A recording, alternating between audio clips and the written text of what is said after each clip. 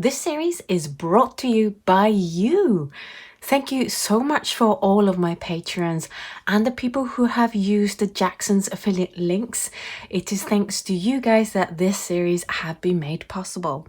Thank you so much. Welcome back to the Colossal Color Showdown. In this episode, we're going to be carrying on taking a look at the Permanent Alizarin Crimsons. And here we have their gradations. Now, Permanent Alizarin Crimson is always going to be very prone to cauliflowering. It's just one of those colors. When I do this test, obviously, as I mentioned in the last video, I use a very cheap paper so that you can see the paint at its worst. I also do my worst that I can in terms of water control so that you can see very easily which brands you have to be very careful with cauliflowering. I basically on purposely create these cauliflowering, and that's why you're seeing all the colors have some level of cauliflowering. So if you are using Permanent Alizarin Crimson, be careful with how much water you have on your brush each time you're putting it down, otherwise you are going to end up with these curly-whirly kind of lines. In terms of gradation, there are several things that I want to talk about in this. First up is this chaos. I said in the previous video that the MaimeriBlue suffered from bubbling, but it popped before the paint dried in the master version. However, with this one, they obviously didn't pop soon enough and you get all these dots. So again, MaimeriBlue, I can't recommend their color. I'm pretty sure that it's to do with this paper, but M Graham ones in the pale version, the area down here, it has a really weird texture, and I will put high-res scans of all my test sheets up over on patreon.com/Kano so you can check this out for yourself. But this area is such a weird texture. It's not granulating. Maybe this is what they mean by focculating. I don't know. Do let me know if you have experience of what this texture is and what it's called. It's definitely not granulating though. So that might be interesting or might be an issue depending on what you're trying to do. In terms of gradation, we want nice full clear stages to show us that you have the full control of how it gradates. And the only brand that's really managed to do that, I would say, is the Holbein one. I can see 4 very clear stages. That means I'm going to get to be in control of how light and dark my gradation is going to be. Daniel Smith, you can see 1, 2, 3, but then the cauliflowering kind of took over the whole thing. I would say that obviously for this test, I go overboard in terms of having bad water control, but if you have better water control or you practice at it, then you will probably get nice full gradation here as well. So these two are probably the best if you do a lot of gradation. Then we have the salt test. Overall, these colors aren't the most reactive in terms of salt. Some do not react to salt at all, like the M Graham one, it just doesn't react whatsoever. Other brands react a little bit more, like the Da Vinci one and the MaimeriBlue one. I have to say though, I love the color that's happening here in the Da Vinci one. It's a very soft, almost like a corally pink color. It's really nice that you don't get with the other colors, and not even in the master really, or even in the gradation. You don't really see that coraliness happening here, but apparently you do if you put salt on it. With Permanent Alizarin Crimsons, they're probably not going to be your first choice for doing the salt reaction because they don't really do much. And then finally, we come to talk about how it mixes with other colors. But before that, I just want to say, this is why Alizarin Crimson, I think, is so popular with artists. This is a color mixing range between just Holbein's Permanent Alizarin Crimson with Holbein's Phthalo Blue yellow shade, and you will get this results in all the other Permanent Alizarin Crimsons as well. I just picked the Holbein's one. The colors you see here are purely made out of these two colors, and you get such a wide variety of colors. You get almost like a Quinacridone violet color over here, then the Cobalt violet color.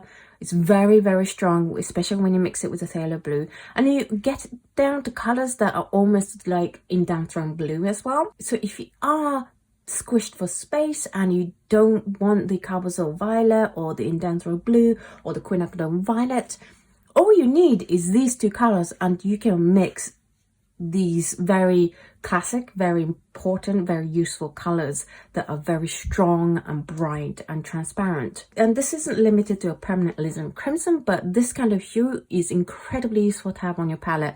This is why I have Quinacridone Rose, which is a very similar color as we saw in the last episode. This Quinacridone Rose is a little bit more pinker.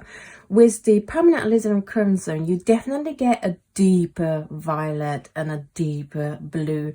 So if your heart isn't set on Quinacridone Rose like I am, and you're open to changing your primary magenta color, then a Permanent Alizarin Crimson might be a really, really good choice for your palette, because look at these colors. Okay, let's look also at how it mixes with other colors. The complementary color, the color that's going to neutralize it to black for Permanent Alizarin Crimsons, are the Viridian hue, that very bright green.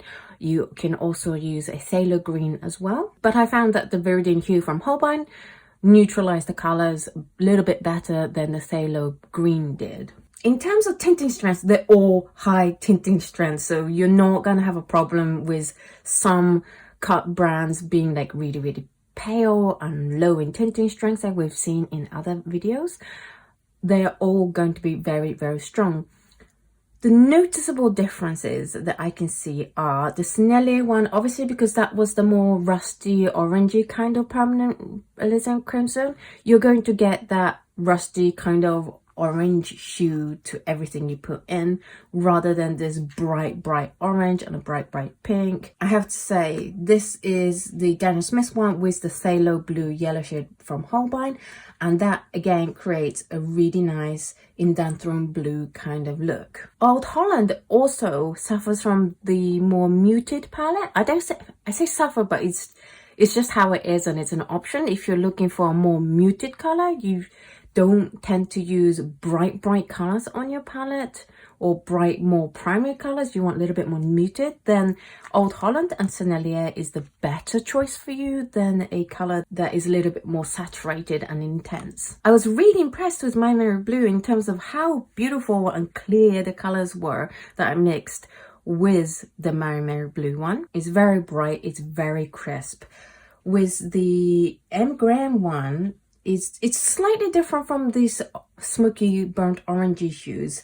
It's a deeper, redder kind of color. But overall, whatever brand you're going to go for, you're going to get nice, intense color mixes. I have this month the Permanent Alizarin Crimson, the companion dot card to this, over on my Patreon. That's patreon.com/AutoKano.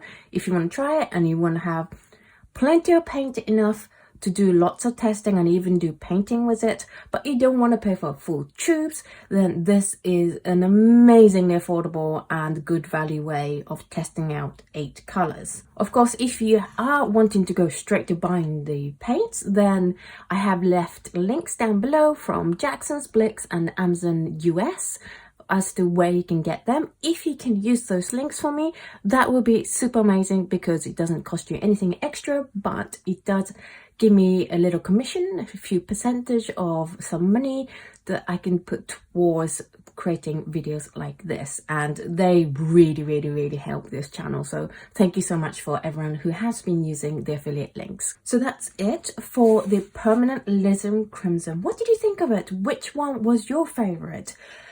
I have to say, I mean, they're all very nice reds, but I'm impressed with the Daniel Smith one, because it is a nice strong color. It's more of a scarlet color though than say the Permanent Alizarin Crimson by Holbein. So in my palette, I wouldn't replace the Quinacridone Rose with this. Maybe the one next to it, the more redder one. At the moment I have Pearl Rubin by Holbein in.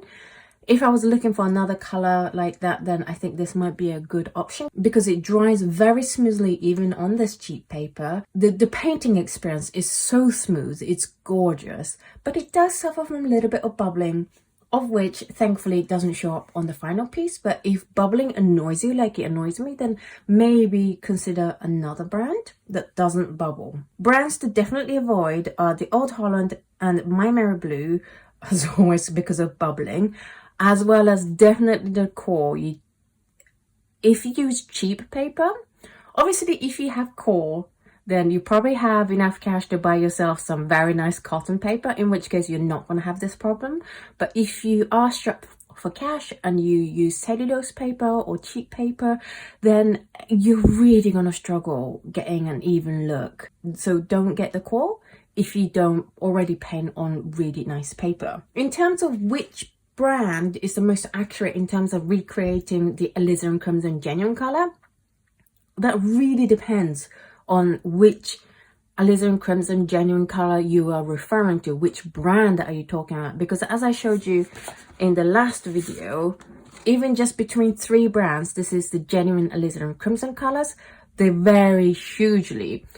What we've discussed in the last episode was that out of these 3 brands, Schmincke doesn't actually do a permanent alizarin crimson, so we can't talk about that. But these 2 brands actually do a really good job of copying and replicating their own brands. So this is the Winsor Newton one with this pretty good matching hue, and then this is the Daniel Smith one, the genuine one and the permanent version. So I would say if you are looking for a replacement for a Alizarin Crimson genuine by wanting to go to the permanent version, then try not to cross brands, but actually stick with the brand that you're looking to replace, because that brand has done huge amount of work to create a permanent version that is very, very close in hue to the one that you are already used to. Okay, that's it. I am gonna go. Next week it's gonna be Hooker's Green. I can't wait because it's one of my favorite colors in my palette. It's such a useful color. I can't wait to see what the other brands have to offer in terms of Hooker's Green. So I will speak to you in the next episode. Bye.